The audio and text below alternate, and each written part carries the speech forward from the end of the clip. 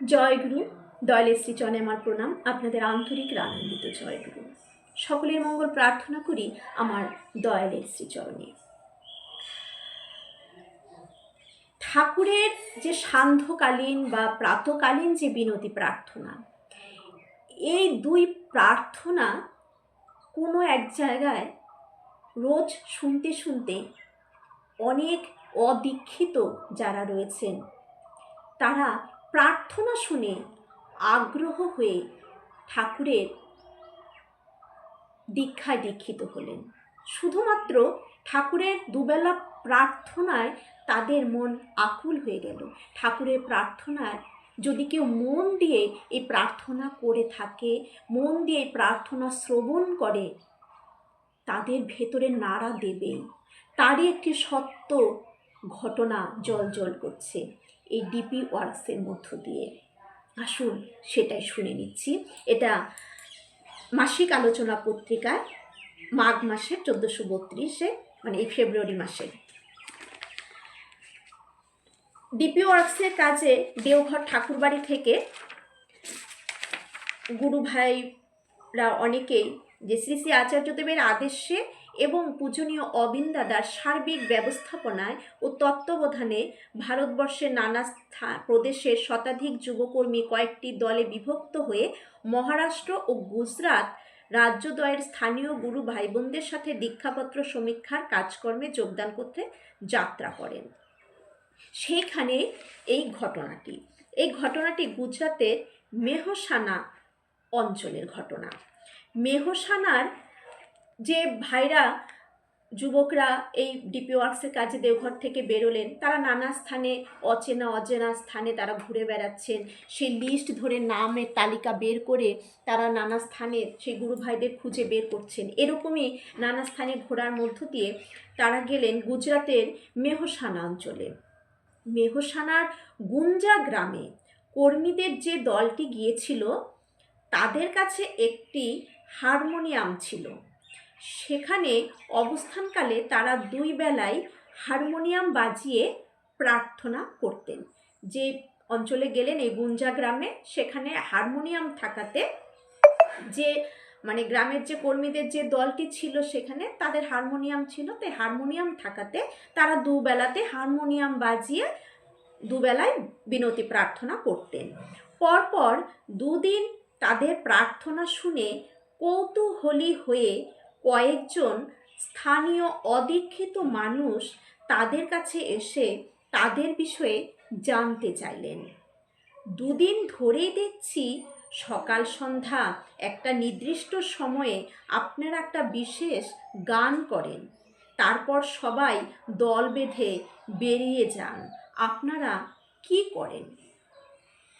সে অদীক্ষিত কিছু মানুষ, কয়েকজন মানুষ স্থানীয় তারা অদীক্ষিত, তারা তাদের কাছে আসেন, এসে বলছেন আজ দুদিন ধরে দেখছি আপনারা দুবেলা একটা নির্দিষ্ট টাইম ধরে হারমোনিয়াম বাজিয়ে গান করছেন সকলেই, তারপর আপনারা দল বেঁধে জানি কোথায় বেরিয়ে যাচ্ছেন। আপনারা কি করেন?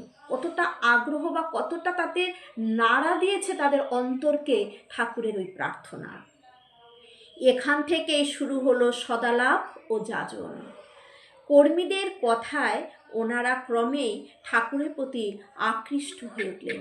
যে কর্মীদের কথায় ওই অদীক্ষিতরা আকৃষ্ট হতে থাকলেন ঠাকুরের কথা শুনে।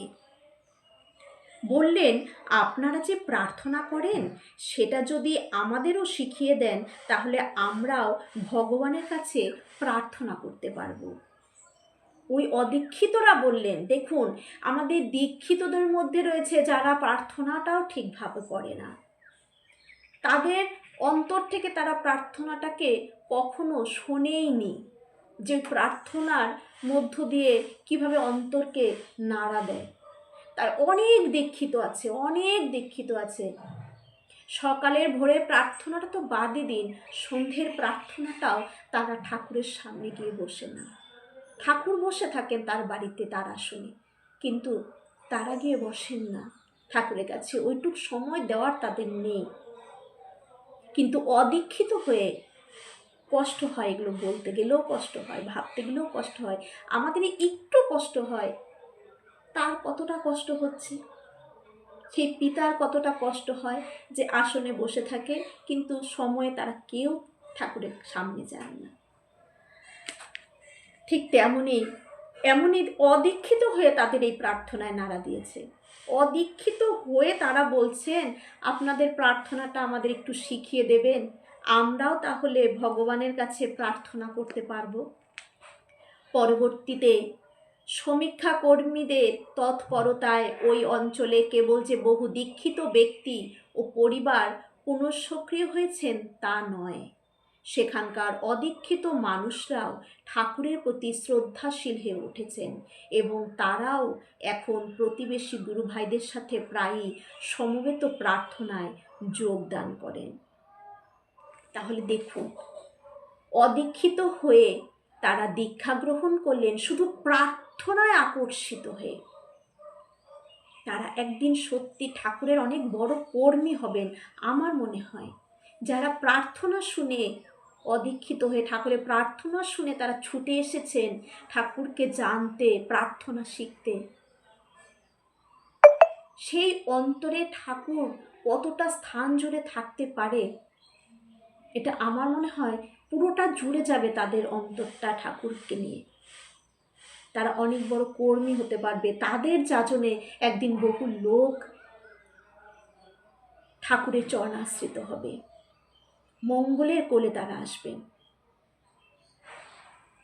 আমিও করছি, আপনারাও ঠাকুরের কাছে প্রার্থনা করুন সেই গুরু ভাই বোনদের যারা আমার ঠাকুরের প্রার্থনা শুনে ছুটে এসেছেন, তাদের মঙ্গল হোক, তারা অনেক বড় হোক, ঠাকুরকে ধরে তাদের জীবন উদ্ভাসিত হয়ে উঠুক। সকলের মঙ্গল প্রার্থনা করি। আর আমরা দীক্ষিত যারা রয়েছে, যারা প্রার্থনাটা এখনো ঠিকঠাকভাবে নিয়ম মেনে বা ঠাকুরের টানে ছুটে গিয়ে বসি না, তারা ছুটে চলুন, প্রার্থনাটা মনোযোগ সহকারে করুন, প্রার্থনার মিনিংগুলো বোঝার চেষ্টা করুন, অন্তর দিয়ে ঠাকুরকে প্রার্থনাগুলো করুন, দেখুন কিভাবে অন্তর জেগে উঠবে আপনাদেরও। সবার মঙ্গল প্রার্থনা করি।